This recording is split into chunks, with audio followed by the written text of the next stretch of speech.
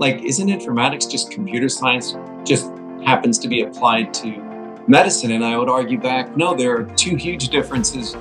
I'll focus on the first one. I'll just say is that the domain becomes part of the method, and they become intertwined in the ontologies. There's stuff we do that's not just a method that can be dropped into another field in another field, that the specifics of the biology and health actually become kind of part of the method.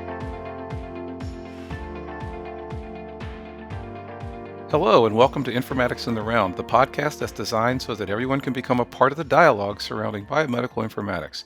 I'm Kevin Johnson, a physician and informatics researcher at the University of Pennsylvania, and I can be found at KBJohnsonMD on Twitter. And I'm Hersh Bland, Senior Project Manager in Biomedical Informatics and PhD student in Human Genetics at Vanderbilt University Medical Center, and you can find me at HTBland21 on Twitter. Well, on today's episode, we had two special guests, Dr. Bill Hersh, who is a physician, a professor, and the inaugural chair of the Department of Medical Informatics and Clinical Epidemiology, also known as DMICE, in the School of Medicine at Oregon Health and Science University in Portland, Oregon. He conceptualized and implemented the first offering of the American Medical Informatics Association's 10x10 virtual informatics training, and he runs two websites, both linked in our descriptions, teaching about prominent topics in biomedical informatics, and has a wonderful blog. We are also excited to have Dr. George Ripsack, professor and previous chair of Columbia University's Department of Biomedical Informatics. He currently leads the Observational Health Data Sciences and Informatics Coordinating Center, organizing health records of almost 1 billion patients. His work centers around developing the next generation of health record systems. You'll notice that I share something in common with our guests. We have all at some point been chairs of informatics departments. I was chair of the Department of Biomedical Informatics at Vanderbilt, as well as being the CIO. And in fact, it was that thread that made us decide to put together this episode. So in this episode, we hope to give you a look inside what it's like to run an informatics program, how we view our role in it, how we viewed our role in it, and the advancements we've observed over the last year. Sounds like it's going to be a good one, so let's get into it. Definitely. By the way, this is all yours. All right.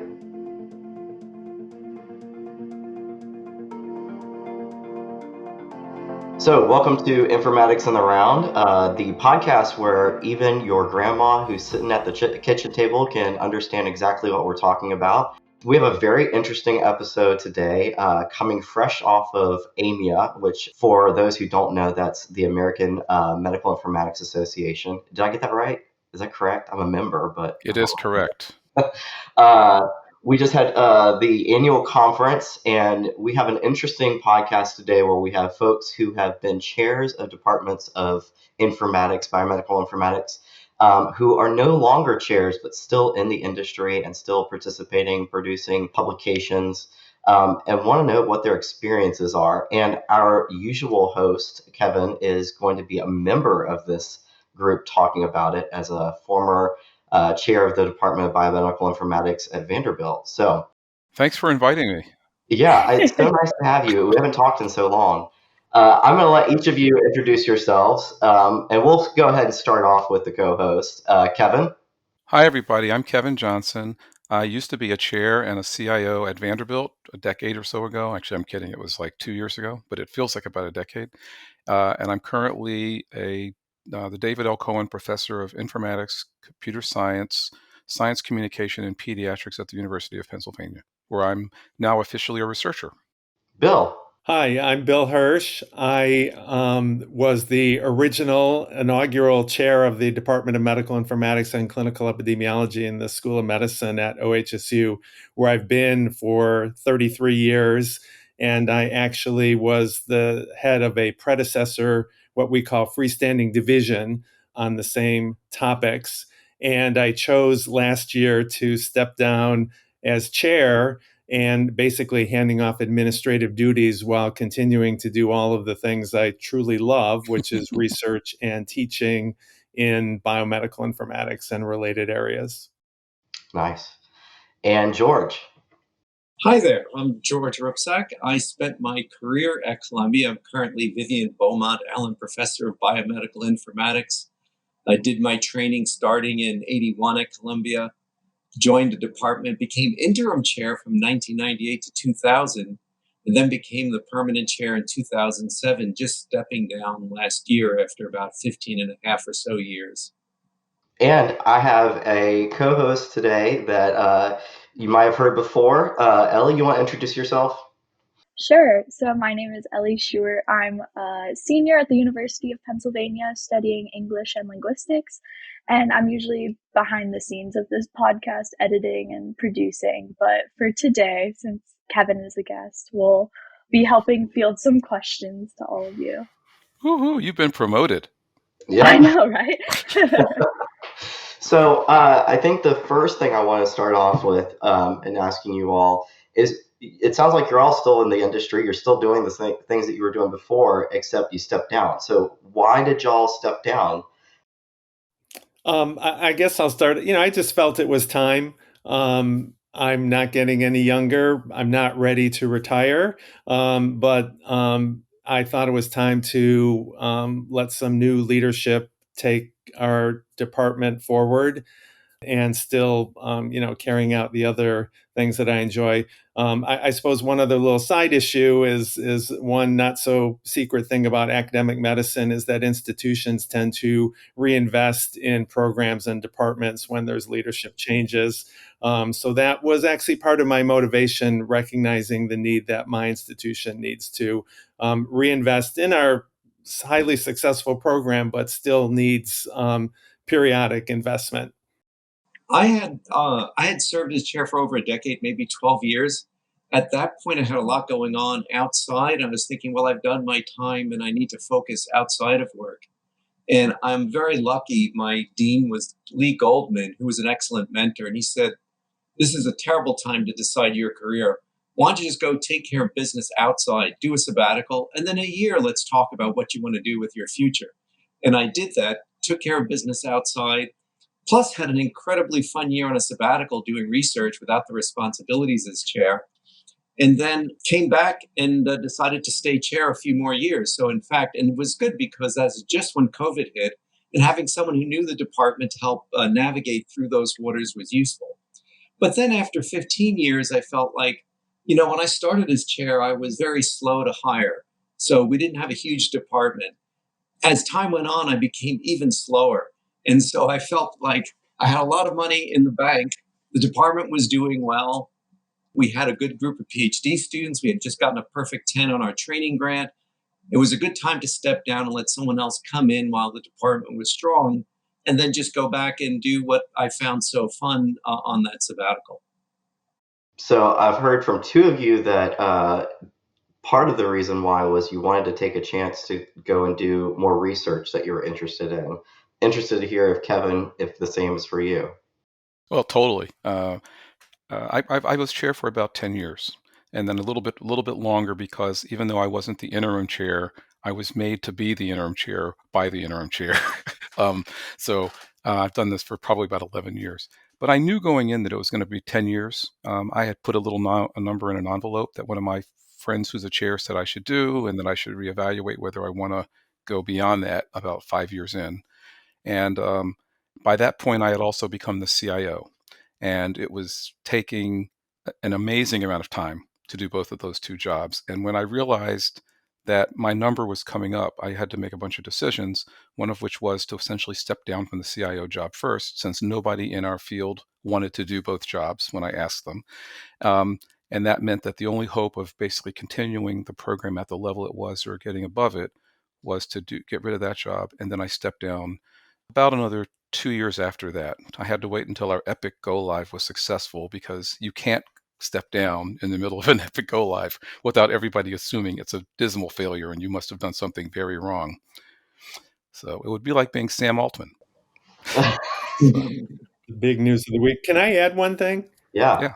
I also had a long tenure, actually 19 years, and then this freestanding division for 6 years before that. For me, part of establishing the department, and I literally was the person who established it in our graduate programs, was to give to create the environment that I and faculty that I brought along with me, could participate. We were like a startup company, kind of as long as we're talking about OpenAI, but now we've reached kind of maturity. We're very well established. That's another reason why it's a reasonable time to step down at this point. There are plenty others who can continue leadership beyond me. Yeah. Now, the three of you have also chosen to not leave your chair role to take like another position on like another dean or chancellor or president or regal title name, but you all have really stepped down into a position where you're more focused on research and areas that are not administrative. So what has that been like as former leaders? And it sounds like all three of you are still in places where you could have leadership roles, but you've chosen not to. Yep. I'll start this one, but I'm not starting all of them. So first of all, I never really finished by saying that absolutely a part of my decision was that I really did want to get into research more. George Ripsack always said at meetings, and I heard him say this last at MedInfo in Lyon, that if you're going to do anything in informatics, you have to be doing something. And I felt like, I started reflecting on that, and I said, well, what is the next thing I should be doing? And I realized being a chair was really important to set up an ecosystem of the type that these guys have done. And I think we largely did that. And at the same time, I myself was watching the EHR get less and less useful. And it was kind of my baby, and had been my baby since the early 90s. So I felt very much like, as a part of the group of people who are trying to change policy to get us to an electronic health record, and I know George and I both participated in various federal, advisory committees in that space. It was time to recognize that some things hadn't gone the way we wanted, and to see if we could start to fix those. So I was excited about getting into research that bridged engineering and healthcare to do a better job with the EHR using some of the new technologies. So having said that, Harris, what was your question? Go ahead and cut his mic. He's done. Well, you've actually now created a kind of a new question, but my main one was, do you feel, what's it like to now not be in charge of something administrative? What is it like now? And why did you choose to do that? Yeah, well, for me, it's exactly what I was hoping it was going to be. Meaning I have a job right now where I am funded to do the things that I find personally really rewarding. I still have the opportunity to sort of provide advisory to the group here at Penn as well as the group at Vanderbilt when they call me. But fundamentally, I think the hardest part of it has been knowing the line, knowing where the boundary exists between information that I would have provided or done a certain way versus allowing other people to make their own mistakes and or take things in a different, possibly better path. So I'm constantly spending time being silent in the room, deciding if anything I have to add prevents us from having a calamity versus, frankly, stifling other people's innovation, to the point that George and Bill have both made. One of my biggest challenges when I was chair was kind of balancing the kind of leadership of the department and the graduate program with my own intellectual work in the field. And again, the department provided the structure for myself and others to do that. But at the end of the day, my true love is the intellectual work of informatics, which is why I don't want to be a dean or a provost or a president. In fact, some of the best, probably this is true for all of us, some of the best advice I've gotten has been from people outside the field. There was a former he's actually originally an ophthalmologist, became dean of our medical school, then president of the university, Dr. Joe Robertson. And over the years, he just gave me some good advice. And when I was talking to him, maybe about, 7, 8 years ago, saying, what might I do next? He said, one thing to keep in mind is once you get beyond department chair to dean or president, you're not in your field anymore. You're managing the medical school or the university. And at some point, I thought maybe I might pursue something like that. We did have our provost position open up several years ago. I probably would not have gotten that job, and I doubt that I would really be the dean of a medical school, although like something like an information school or something like that. But anyways, I just realized that I want to work in the field. And my tension, thinking back to being chair, between like, okay, managing people, managing budgets, which is important. But really at the end of the day, it's doing the intellectual work of informatics. And for me, as Kevin and George know, it's not only research, but I love teaching, and I have put a significant proportion of my career into teaching. It will probably be my legacy, actually. But I really enjoy it. I enjoy kind of keeping up with the field, making sure that when I talk to students, I'm as knowledgeable, at least in a bigger picture sense, that they are. And so that's really the main reason why I, have chosen, not to move on to, say, quote unquote, higher positions. George, what about you? As chair, as time went on, I learned how to do research while I was chair, and I actually just graduated two of my PhD students in the last year who had started 5 years earlier. So that was pretty good, but still, it was very busy. Now I stepped down as chair, and my schedule looks just booked just as solid as before because the dean keeps appointing me to things. So I was in charge of the committee on mentoring for faculty and staff in the medical center, and also the chief research information officer, which I'm negotiating not to have that title. So that's kind of busy. But a huge difference is I'm no longer responsible for 100 families' well-being with my decisions about the budget. I'm no longer responsible for HR for 100 people and various interactions. So the stress level is way lower, even though I have a lot of meetings on my calendar. And that just allows me to relax a little bit and enjoy doing the research more, even though now, and I think this will die down. Right now, I'm temporarily still pretty busy, but I just stepped down in January, so it's been a relatively short time. I have to say something about this. If Rob were here, he would say that when you made this move, you promised me your schedule would be less busy. It seems as if your schedule is as busy as it was. And my answer was exactly the same as yours, which is it's busy with stuff I want to do, and it's not busy with things that when I turn off my meal, I have to worry about.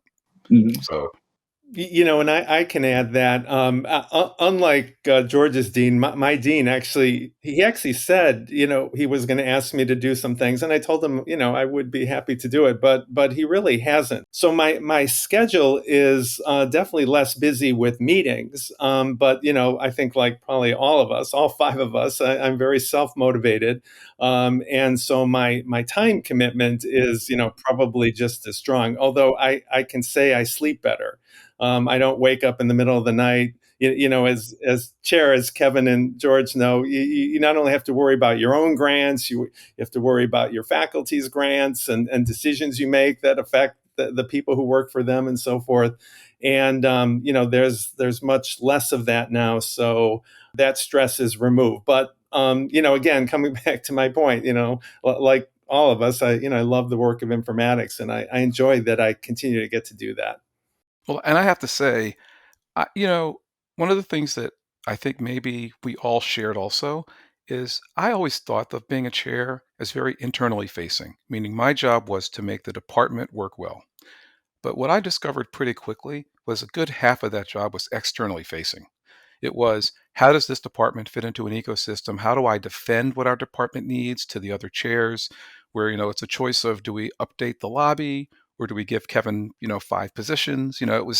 These were tough conversations that, as you said, I woke up in the middle of the night worried that if I didn't give our department enough attention, we were going to get run over by other departments. And so I really spent a lot of time positioning us to be the informatics department, not competing with biostatistics or epidemiology and just et cetera, et cetera. I'm sure you guys had to deal with the same things.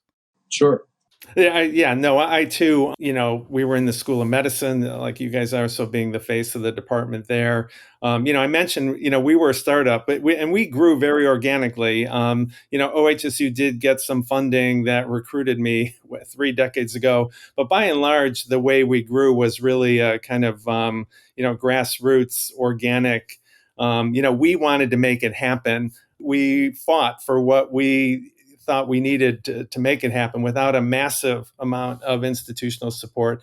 And, our field is a little different. Another challenge I always had is that we didn't quite fit into that basic science clinical divide that medical schools are often divided into. We were a little bit like basic science, a little bit like clinical. And, so there are always some kind of nebulous things that we had to deal with. But on the other hand, I think it made the job more interesting.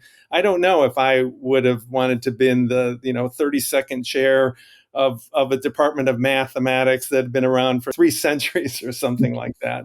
We were all new and often making it up as we went along. Yeah, you guys are bringing up an interesting point that, and Kevin, you kind of said this too.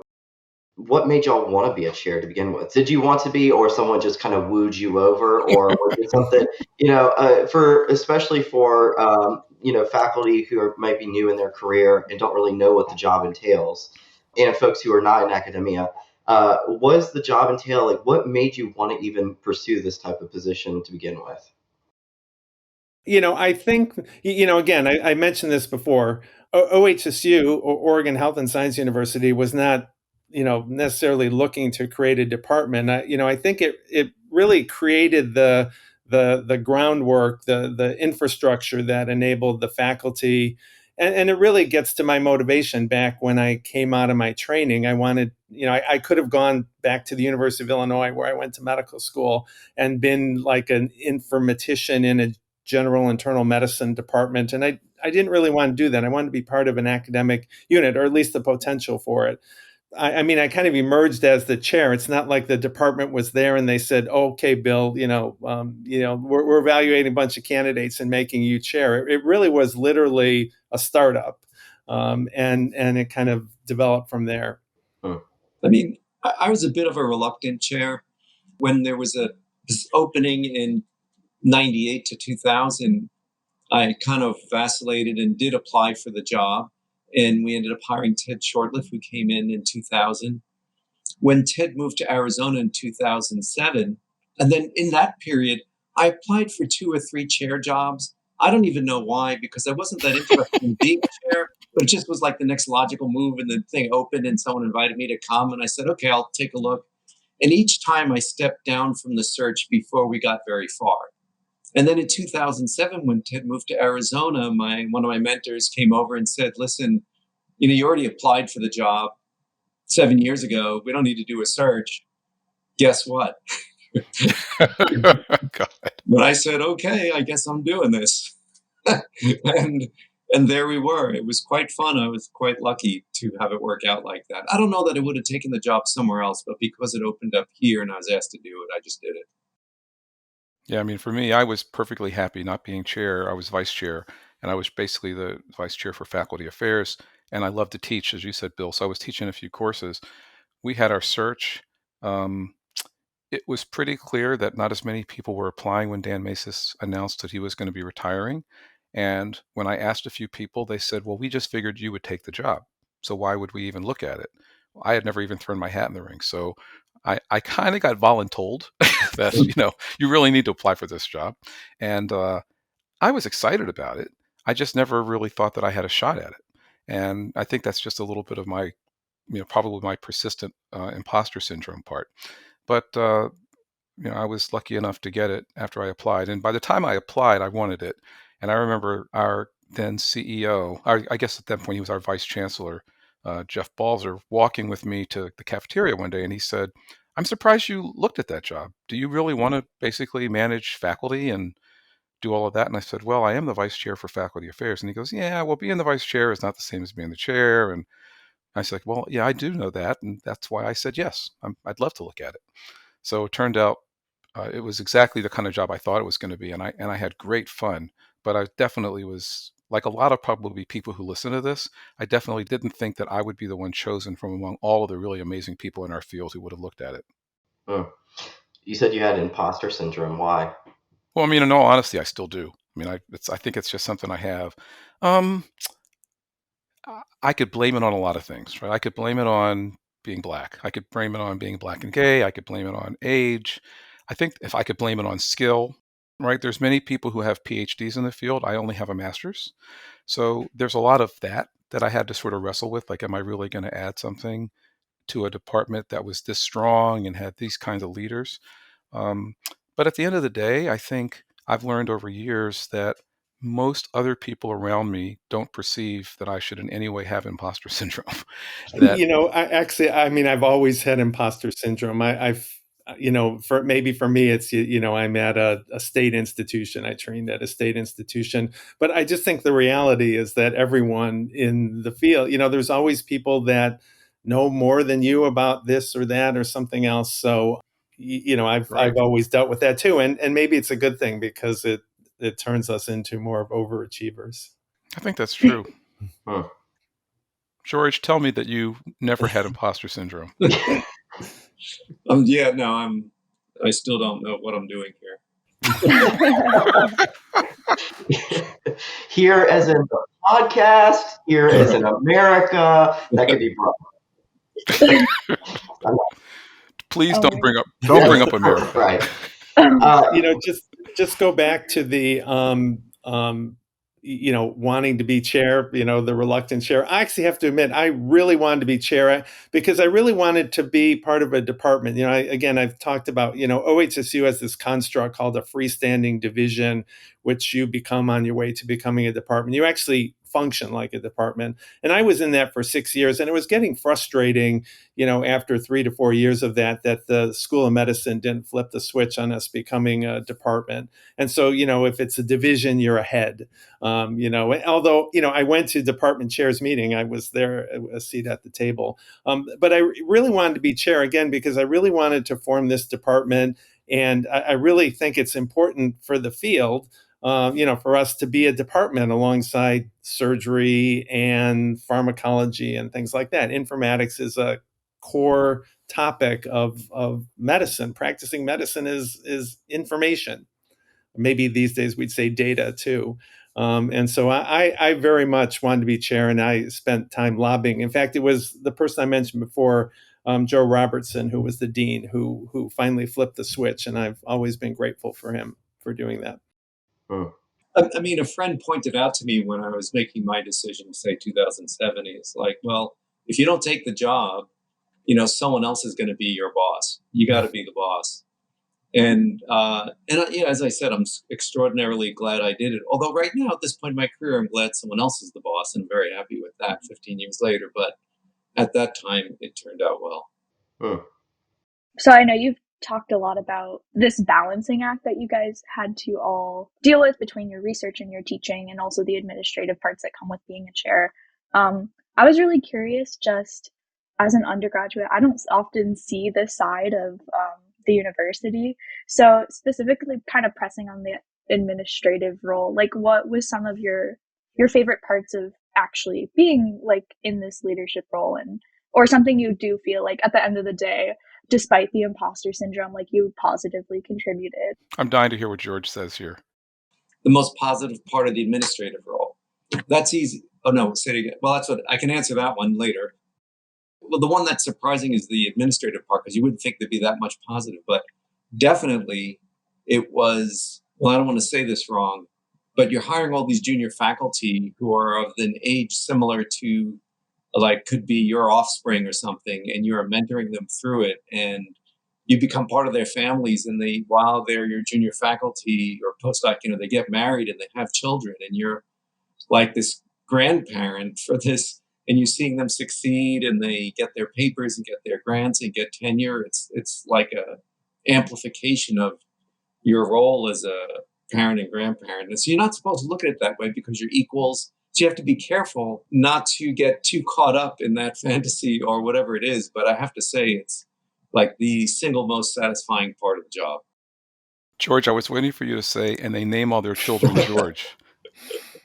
Yeah, not too many of them. Almost none. Like, zero. Well, I can say that, I loved all parts of the job.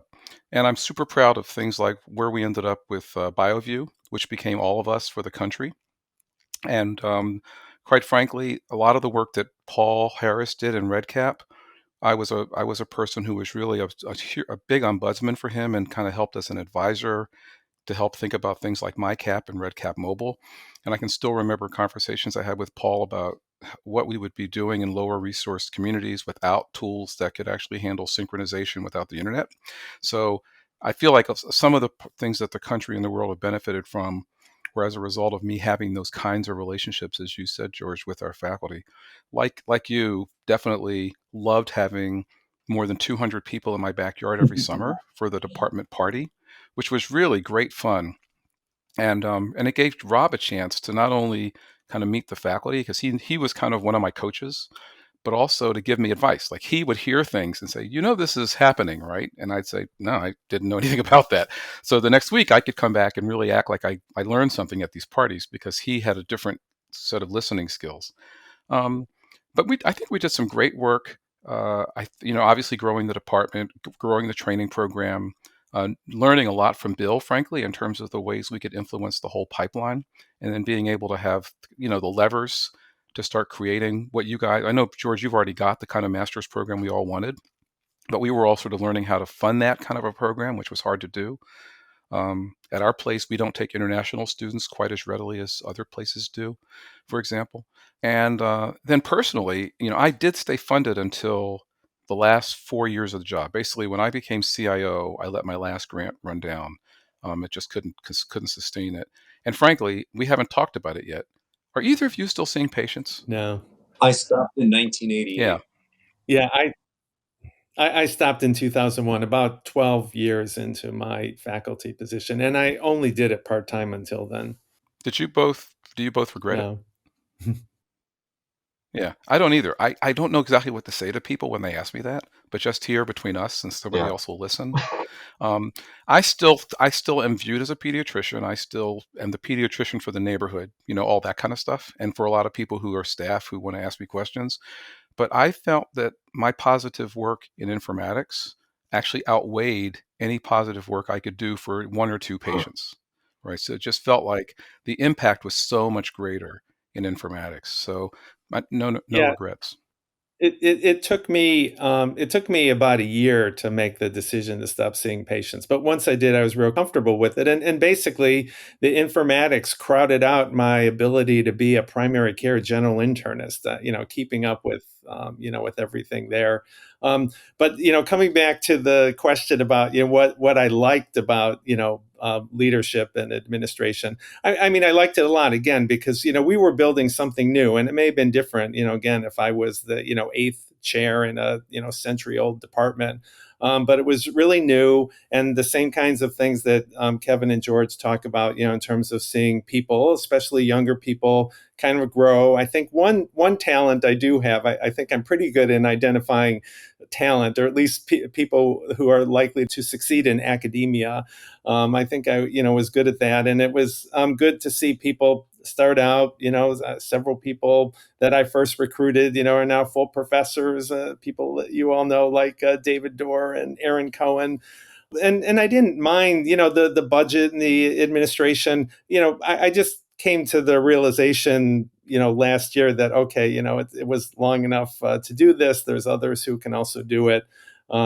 So I didn't dislike it. I had that tension between, administration and my own work, but clearly it was very rewarding. And I think probably for all three of us, we can look at our current departments and be proud of, what we contributed to them, and they'll be our legacy, at least partially. So our podcast has talked a lot this year about equity and equitable informatics. Our last podcast was called "Are We Whitewashing the Data?"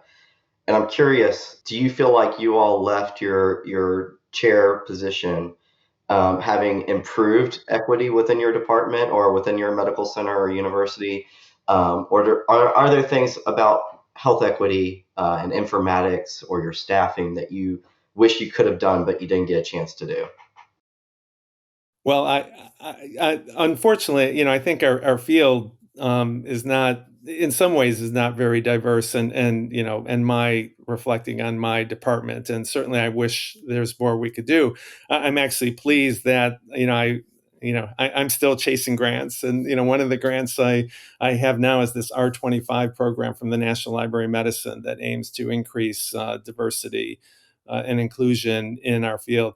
I think we've done a good job in gender diversity. There was a time, I don't know if it's still the case, when our department had the highest proportion of female faculty of any department in our School of Medicine. For ethnic and racial diversity, it's clearly a challenge in our field, and there's some glimmerings of hope from the recent AMIA meeting, but we still have a long ways to go to improve that part of our field. It's interesting that you had the most women, because we had the same experience. In fact, I was asked by the dean's office how we were so successful in hiring women compared to other departments, and it probably is to do with our field. But in other aspects of diversity, again, we're still struggling. I mean, I mainly rely on others to help me in this task, and I think we have done good things, both, trying to make the department itself as diverse as possible and also doing research in diversity. And I have 3 daughters that keep me honest and point out all my foibles as I go. And so that's been very helpful also, to be honest, in my job. And likewise, I have 2 daughters, one of whom's in medicine, who also certainly keeps me honest. Do we have all daughters? Do any of us have any male offspring? Okay. I have one son. But I will say, in case everybody here doesn't know, I'm Black. So everybody expected our department to sort of be the department that would have, the most diverse faculty. But as you said, there's no pipeline. So, I did a TED talk about can a second grader fix healthcare? And we got the high school scholars program going specifically so that we would have this pipeline. And I think that has now become a program, the high school scholars program, that more than a dozen other training programs have one of some sort. And AMIA now has the college and high school session. And the diversity in that section is amazing. Like, I saw so many, brown and Black people at this last AMIA, many of whom were high school students or teachers and others who are kind of getting into our field, that really warmed my heart. But I can tell you, as a chair, this was my perennial struggle. We always had great gender diversity. Most people didn't know it. We had very good sexual orientation diversity, but most people weren't out.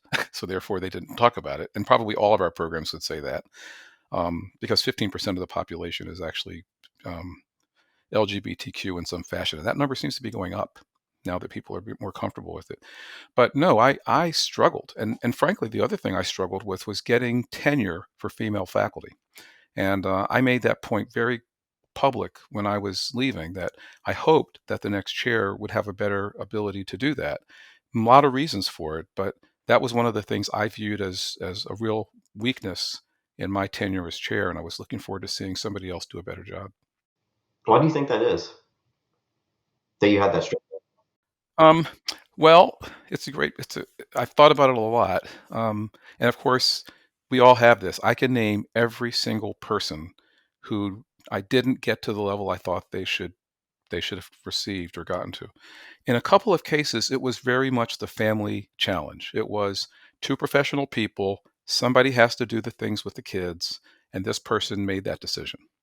In a couple of cases, it was absolutely external factors on campus, if you will, but not within the department, that really stifled people. There were a few people who had a very challenging time in the promotions pipeline, where it took longer than it should have to get them to places where people felt they would be up for promotion. I think I got to be careful what I say, because I know obviously this is highly public, but let's just say that was something that I spent a lot of time fighting on our campus. There were 1 or 2 people in our department, but there were many, many more not in our department who had this issue, and I was one of the people brought in to help advise some of these people. And then in a couple of examples, it was just people who really figured out what they wanted to do after they got into our department. The nice thing about informatics, especially if you're looking at the 3 of us, if you focus on research, if you focus on education, and if you focus on the breadth, not just data science, is that there are places for people to land that may not actually fit what typically is used to award tenure. So I can think of two great examples in the Vanderbilt department now, one of whom is now running a lot of our education program, as well as another person who's doing a lot of qualitative research, but really wanted to do qualitative research to help out the organization more than to generalize beyond that. So I think for lots of different reasons, those were people who it just made a lot of sense not to try to fight the tenure system, especially in organizations where tenure didn't seem to matter as much. Nevertheless, I felt like these are people who came in expecting tenure. And I just wish I'd done a better job of understanding that from the very beginning. George, I see you nodding quite a bit. Well, I didn't experience the gender disparity on tenure, though. I mean, what we did is we said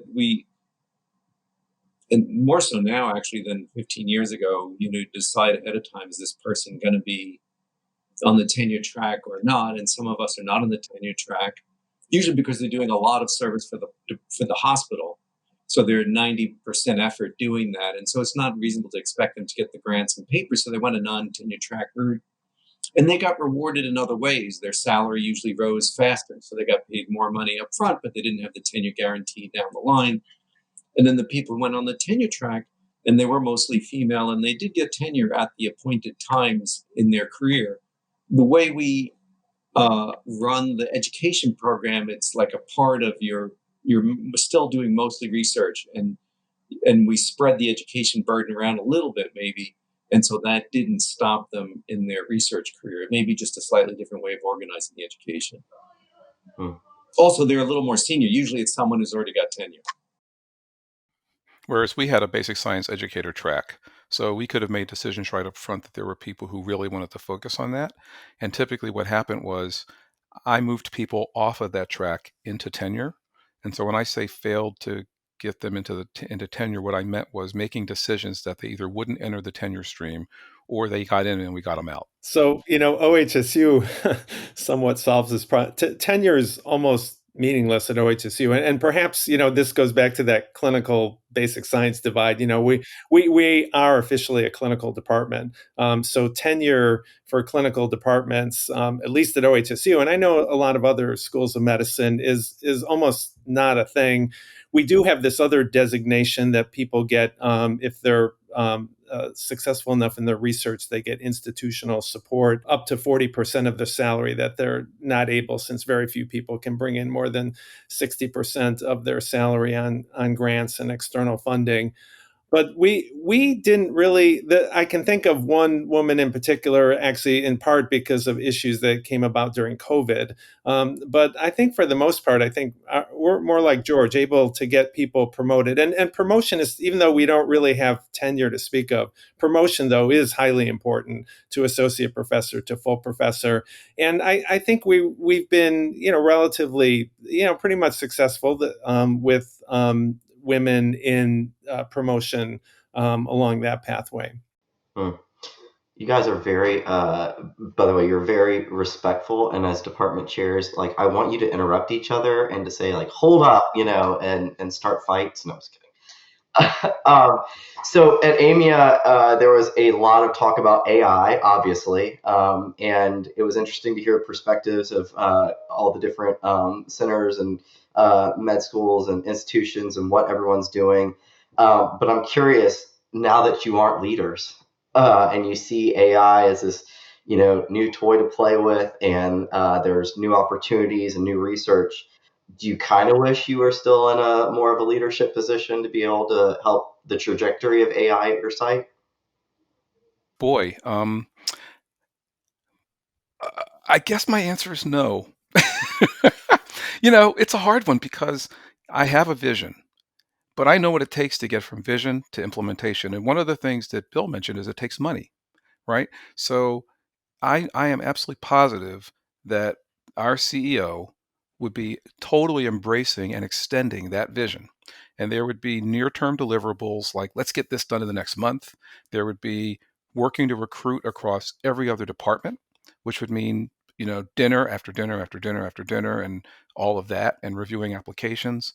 And all of that would get in the way of the cool stuff that I'd love to sort of get our department doing, right? So just realistically, it sounds really good, but I think eating the rest of that pie, that one slice that I imagine is delicious, but eating the rest of it can be really, really nasty.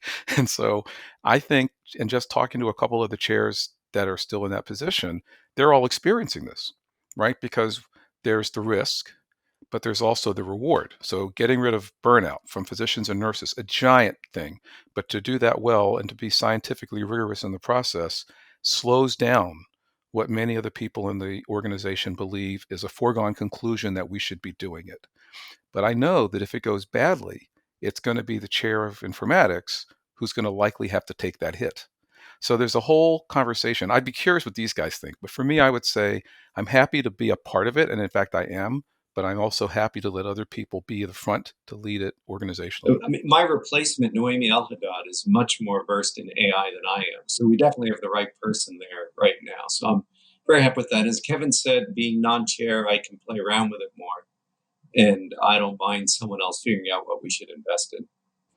Yeah, maybe going back to the imposter syndrome, not having the time commitment of being the chair actually enables me to learn more, because I feel that I need to be able to talk about it and answer questions. We go through lots of cycles of hype in our field. AI is the hot one now. 10 years ago, was implementation of electronic health records, HIE, Health Information Exchange, and so forth. I still think there's an opportunity to be part of it. And I sometimes actually worry whether the leadership of our institution, not of our current department, but the institution, is really thinking strategically enough about AI. Are they not dragging you, Bill? Are they not dragging you into this? Not really. One of our current vice chairs, you all know, David Dorr, is kind of the institutional lead on it. So he's doing it. I'm certainly involved, in my own research about it and teaching about it. But at the institutional level, no. It's like other things. I'm not really involved that much at this point. I mean, Bill raises a good point on the job as chair, in part is to manage these fads that come by. I think AI is a real thing, and this will have greater impact than some of the previous ones. Like when blockchain came through, and you couldn't write a grant unless you were doing blockchain. It's like, well, this doesn't really address any of the problems I have right now, but still, I'm going to put this in the grant because I'm never going to get it unless I mention it. And how do you manage expectations? Teach the rest of the institution, your colleagues who are clinical chairs, like what can they get out of it? What should they reasonably expect? What should they invest in this technology?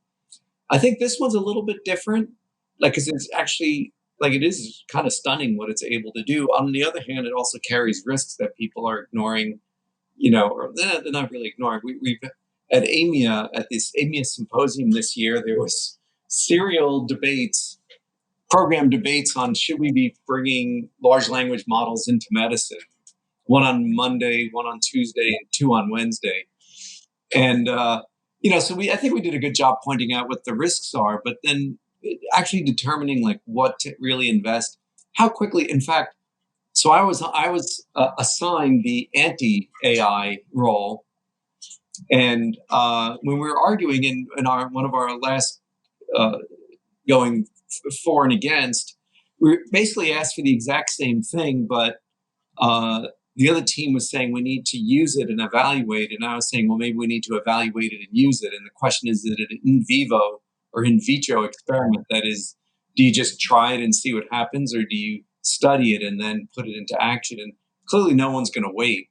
So it's going into action no matter. In fact, one of the points I made as the chair of the mentorship committee was recently is that people are going to be using large language models for mentoring of themselves. And so whether or not we think that's a good idea, we need to understand it. We need to have, our own version of Chat GPT that knows all the Columbia resources for mentoring, so when people use it and understand where it might go right and where it might go wrong. So it's something we need to know about. And that was even outside of the, department context.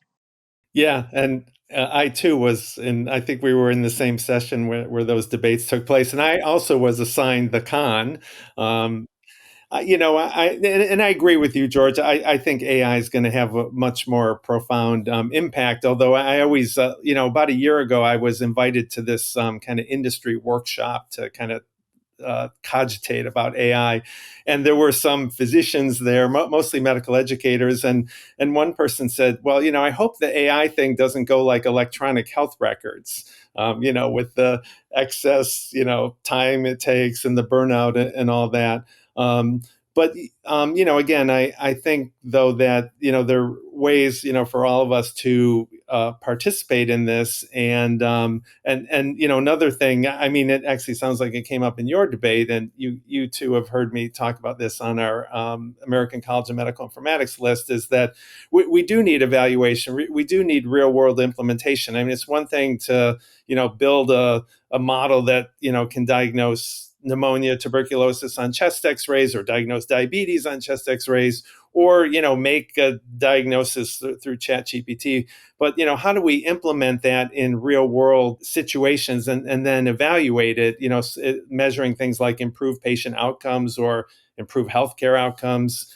I still think we have a long ways to go, and in fact, when I mentor students, I say I think that's where the real opportunity is now, is actually translating this into the real world. Hmm. Well, I have to tell you how I feel about this, and I'm really curious what you guys think. When I was a chair, I was able to observe things for a few minutes, and then I had to operate and make decisions in the next few hours. Now that's reversed. So I can spend a lot of time thinking, learning, digging a little deeper. And so I have found myself really attracted to writing viewpoints and thought leadership pieces, and working on some policy change. So I've got two that I'm working on right now. And I did the one on actionable AI a few years ago, and just put out one about AI and applications for school. And all of those are getting really great traction. So I'm curious, do you think that your impact as a ex-chair in this space is greater than your impact would have been as chair? That's a fun question. I spent a lot of time meeting with Paul Tang, my co-chair. He was chair and I was co-chair of Meaningful Use, speaking of EHRs, and talking about, well, what editorial do we need to put forward, and what is our role now? Paul wasn't chair, but he had various duties, and now later in our careers, what should we be doing? Right along the lines, Kevin, that you just said, and we're working on what we need to put forward next. I mean, as chair, I didn't have the acute decisions you had because I wasn't CIO. I suspect a lot of those decisions that are minute by minute basis were more CIO based than academic department based. But No, actually, there were two separate lives. So the decisions I had to make were based on the fact that my then president and CEO understands this stuff better than most presidents and CEOs of major academic centers. He was on, or is on, the Blue Ridge Group, very active, and would come to me and say, "What do you think about this thing? And therefore, and how are we going to respond to this thing? And can we put together a seminar about this thing?" And so all the time I would spend trying to decide, what do you think about it, was about, one half of the question he was asking. I think, I mean, people come to me. I mean, sometimes, again, the imposter syndrome, it sometimes scares me when, people want my opinion on something, especially from within the field. What do I think? And, I feel myself kind of moving into that role as well, although as chair, I did too. But a lot of the work at chair though is more tactical. At least it was for me. I mean, we certainly engaged in a kind of strategic mindset, but a lot of things is tactical. What do we choose to go after? Grants to pursue, people to collaborate with, and things like that. I obviously do a lot less of that now. We could ask ChatGPT what it thinks. So we're getting close to our wrap up time here, and I'm just curious. Now that you all have had some time to think about, what it's like to be out of that position, and Kevin, you brought up a good point that maybe you do have some areas where you can influence the field a little bit more or in a different way. Where do you all see, or where do you want to see the field of informatics moving towards now that you have more time to reflect rather than to reflect and act? Well, I guess what I'll say, because I know George and Bill will have much more to say. Um, I think that the number one thing that we've got to keep doing is reminding people about people, process, and technology. Like there is a much broader field here than data science. And I'm observing that more and more people are getting swept up into what method can I now use to apply to these new data to outperform another method that's already out there, which is very much the computer science approach to this, not what's the clinical problem or even clinical healthcare system problem that we're trying to solve using data and technology, but also using organizational change, workflow analysis, knowledge graphs, all of the other technologies that could be applied to thinking about healthcare. So that's, I'm spending a lot more time basically saying to people, please don't forget about informatics in the space of data science. The big challenge I've had is, the new terms that come along, so first it was, data analytics, then it became data science and then it became machine learning and now it's AI. And, they're really all the same thing. I mean, they're a continuum. And, as someone, and maybe I'm a little biased because I've spent over 3 decades trying to define for people what informatics is along the lines of what Kevin just said. And then actually to try to make it an established field within medicine. It's not quite as biomedical as pharmacology, anatomy, internal medicine, surgery, pediatrics, et cetera. So where do we fit in there? And I think that's really crucial for the department. We haven't talked at all about the subspecialty of clinical informatics for physicians, which at OHSU has been a really good thing because it's finally, and maybe this reflects our program being a little different than Kevin's and George's, that we were mostly on the academic side. But with the clinical informatics subspecialty now, our fellows are in the hospital. They're practicing, as opposed to doing more purely academic things. And I think that's where informatics needs to position itself. It's a critical part of medicine. It's not just, let's see what we can do with this interesting data. Yeah, I mean, I would say so. My friend Kathy McEwen, former chair of computer science here, used to ask me, well, like, isn't informatics just computer science, just happens to be applied to medicine? And I would argue back, no, there are two huge differences. I'll focus on the first one I'll just say is that the domain becomes part of the method and they become intertwined in the ontologies. There's stuff we do that's not just a method that could be dropped into another field in another field, that the specifics of the biology and health actually become kind of part of the method. So that's a second.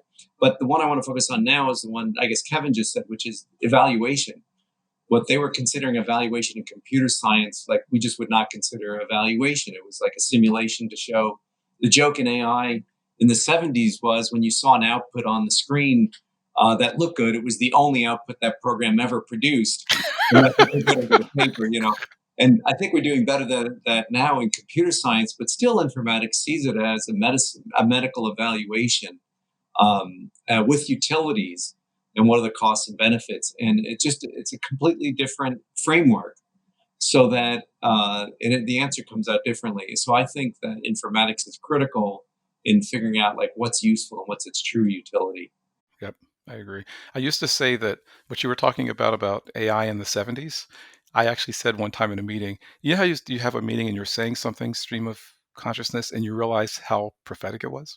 I said, AI in the 70s was like TikTok today, which is just because you see somebody making an impossible shot doesn't mean they did it more than once. Right. And we lived through I always talk to people about the kind of the first era and the second era of AI. The three of us lived, came into the field during that first era of AI, and it wasn't scalable, and the machines were primitive by today's standards. And so now we see this resurgence. I know that Ted Shortlift feels a little bit of this as like, almost people are completely forgetting about all of that AI that went on. But, I'll just further drive home the point. Informatics is that it's at that intersection of, people, information, and technology. Computer science is maybe a basic science within informatics. It's critically important, but it's one of several foundational pieces that really define our field. And I think to the extent we can convince people of that, there will be this role, at the intersection of technology and personal health. And I'll say one of the advantages all of us have, except for George, who doesn't have facial hair anymore, but you can tell from top, is we all have gray hair. George probably has some in his ears, but I can't really see that from here to be sure of it. But one of the things that gives us is we've been reading about this field for decades. And I have said to many grad students that if you'd like to know what the coolest thing you could be doing in AI is now, go back to the literature from the 70s to the 80s, when basically everything was a toy system. You could scale that now. Like, it's generally speaking that we know how to do those things. If you read that literature, you could scale it, evaluate it, and actually make a change. I have maybe one question that we can quickly end on. I think we're running low on time. So I noticed too, whether it's like this podcast or personal blogs, since leaving your chair positions, you guys have a way of being even more external facing, even outside of your departments, to people like me that, probably don't know as much about informatics. And so I wondered what you guys are doing now and whether you see any responsibility to educating the public about informatics, or like how you've been able to do that with kind of more freedom. I certainly, like to keep going. And, we've talked about our children, and I get, I'm like Kevin, maybe less so George, highly active on social media, and I get good advice from my children. Hold on, wait. Maybe less so, George? Just for the record, I'm a recluse. I looked for you on LinkedIn. I couldn't find you. but I still feel, the desire to, because I truly believe it, that informatics has a lot to contribute, and getting back to some of the other themes, getting more people in the field, more diversity and so forth. And social media, blogging, things like that are a way to do that. Well, I certainly, I had this crazy idea that maybe one of the things I could do once I stepped down was have a podcast. So yeah, I've definitely been thinking more and more that when I have something worth saying, it's probably best just to put it out where people can see it who don't have to subscribe to me or do whatever. So the fact, for example, that this is on YouTube, right, means it's searchable for people who don't even know what it's about. And one of the things Ellie's been doing is making sure that we have more granular information about each podcast so people can find it. I've started a Substack because I've learned from you, Bill. I've been wanting to do a blog forever. And now that I have the time to think about things, not a week goes by that there's not some topic. And I understand now how you feel, that I feel like I actually have something I could say about this, and I ought to find some place where I can at least get it out of my head. Maybe it'll turn into an op-ed, maybe it'll turn into a viewpoint, or maybe it just sits here like Eric Topol's does for people to find it when they go looking for it. I rely on my friends to get the stuff out there. One example, and my friend Patrick Ryan with the Odyssey work is one way that I get stuff out. Well, George, you're the person who, you're like what is it, E.F. Hutton? You're the person who, as soon as you even begin to take a breath in, everybody stops talking because they know you're going to say something important. Well, I don't know about that, but I rely on my friends. All right. Well, I think we are at time. This has been really interesting. Y'all are way too respectful of each other, though. You really should think about more like a boxing ring type argument next time. No. This has been really interesting. I think for folks. Actually, maybe let me interrupt. My best friends in life are my informatics colleagues. I mean, when during the pandemic, fortunately we had things like social media and Zoom to keep up, but I would never interrupt these guys. But they're my best friends, not only on informatics things, but all sorts of issues. And I think that's been great about this field. Yeah, I feel like we should all be singing songs from Friends right now, because honestly, I mean, in all sincerity, I love going to see Bill, where I get a chance to have a little bit of local brew, but at the same time think a lot about sort of the ways we should be managing information differently. And I need a trip up to Portland, and obviously George and I, in addition to George's wife being my main conduit to Broadway shows that I need to see, they're just incredibly smart people. So I think we've all, and I think I've occasionally helped George with a thing or two. We've just gotten along too much. I'm sorry that we weren't as obnoxious to each other as we could have been. I know a topic that we could have brought up that would have made us that way. I just didn't go there. Well, I think this was a good conversation to have right after AMIA. From folks who went to AMIA might be interested in these conversations, and I think that it's really interesting to hear that all of you feel like you're able to do more research now that you're out of such an administrative role, but you were able to push the field along in a different way as department chairs. So thank you all for your time. I know some of y'all have to. No, wait. Can I ask one more quick question? Yeah. One more quick question. I'm going to start with George on this one. So, George, tell me the joke that you would have never told people that, as a chair, that you can tell them now. Well, I think I still can't tell those jokes. Nobody else is going to hear it. It's okay.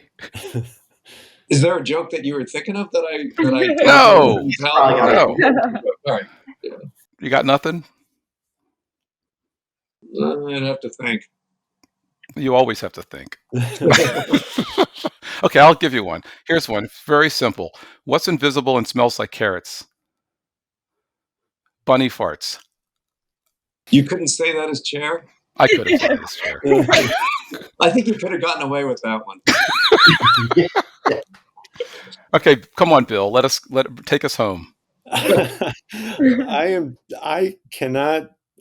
I mean, I like to joke around. I especially like to play on words, but I don't know that I would do anything different now. I mean, on the one hand, as chair, I would probably want to be careful not to ruffle any feathers, but I think now I don't want to ruffle any feathers. I'm more dependent on, I mean, even though, fortunately I have several grants, I have the teaching I do. So nothing's really no one, I suppose someone really wanted to like disrupt my life, they could, but no one can or will. So I don't know that I want to rock the boat. Okay, I'm going to ask you a question then. Tell us about the time that you had one drink more than you should have in a setting where you weren't supposed to do that. You're asking us some tough questions here. I think I've probably, made some, comments that, might border on, sexist or reflecting unconscious bias, things like that. And maybe I don't do that now because I'm better trained not to do it. Not so much that I'm not chair or not. I still try to be careful about those things. Obviously as chair I was, and now as well. I don't know that I can help you. Yeah, you can. That's okay. Pithy answer to end this podcast. All right, so George, one for you that you'll answer then. How about this one? What is the thing about you that nobody knows? I happen to know at least one of those things that nobody in our field knows you're really passionate about. Well, a lot of people know that I have fun with astronomy. Tell us about that. I've been doing astronomy since I was a kid, and a few years ago, I got interested in taking pictures of the sun. And in 1930, Leo invented an instrument to look at the solar corona outside of an eclipse. And in 2020, almost 90 years later, Klaus Hartkorn, an optical engineer from Cornell, was the first amateur ever to see and image the corona. And he taught me how to do it because we met on the internet. Holy moly, really? Wow. And so I became the second amateur astronomer ever to see with my own eye and image the corona outside of an eclipse. Wow. And so now I post all these things, but they won't put my image on APOD, Astronomy Photo of the Day. They don't think it's good enough or something. I don't know. I thought it was pretty impressive. That's actually very impressive. I've seen one corona. Yeah. I was there for the last eclipse in Nashville. And saw it beautifully for about 30 seconds. And I just remember everybody was silent in the entire field, Centennial Park, just staring at it. It was like a call, clarion call to life or something. So that's very cool. Crazy, yeah. Okay, well, on that note, slightly geeky note. Sorry. Thank you guys so much for joining. And thank you, Harris. And thank you, Ellie. And I look forward to next year. We're going to be talking a lot about AI, right, Harris? Yeah. Yeah. So hopefully we'll pull you guys back in to talk more with us about some of what goes on beyond what happens with OpenAI and Microsoft, which will be its own little soap opera. Amen. Thank you, Harris and Ellie, for the. Thanks, Yeah, y'all. thank you. Thank you. all. Thank This you. was a lot of fun.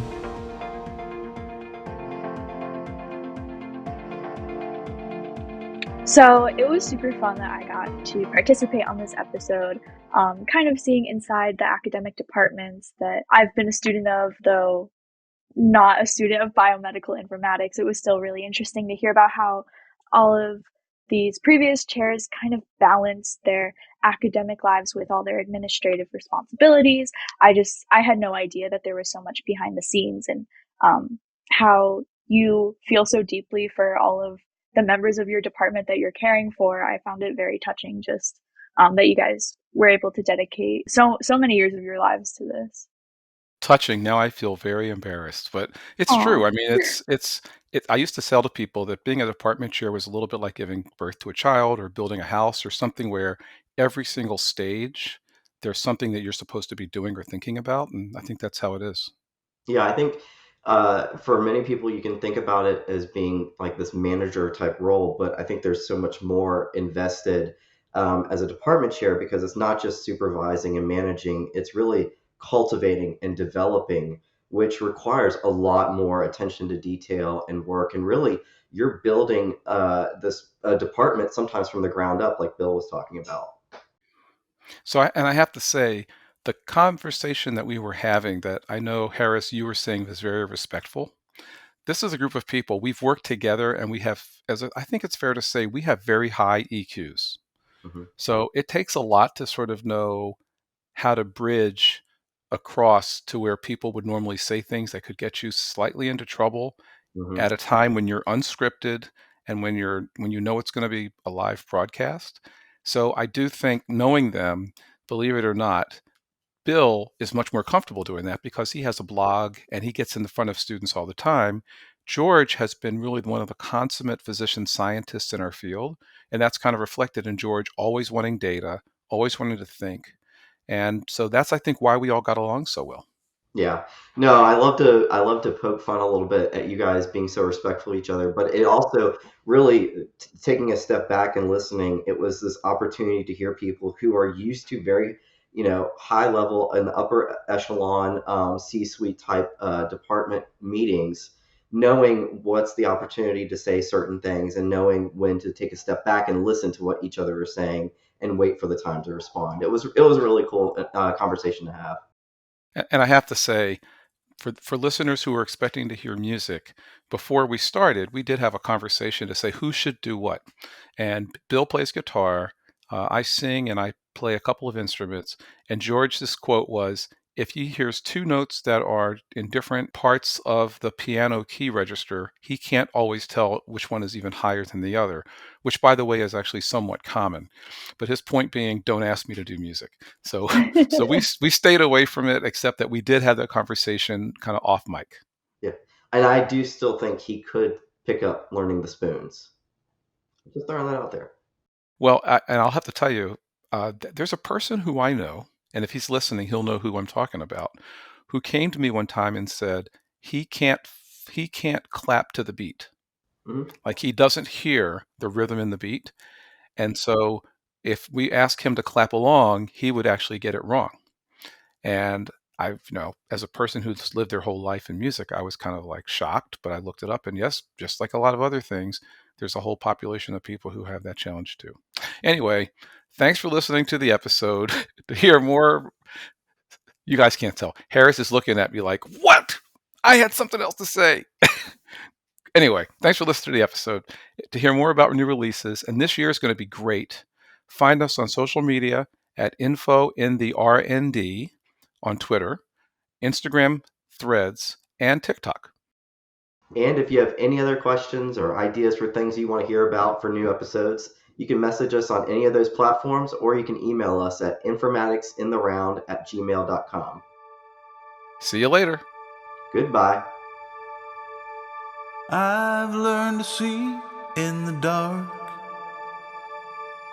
I don't need a flicker or even a spark. Since you took your love away, I haven't seen the light of day, so I've learned to see in the dark. And I've learned to be bulletproof. Things that used to knock me down don't even leave a bruise. 'Cause when you don't feel, you don't get hurt. It doesn't matter who draws first. I've learned to be bulletproof. To look at me, you might never guess all of the powers I possess.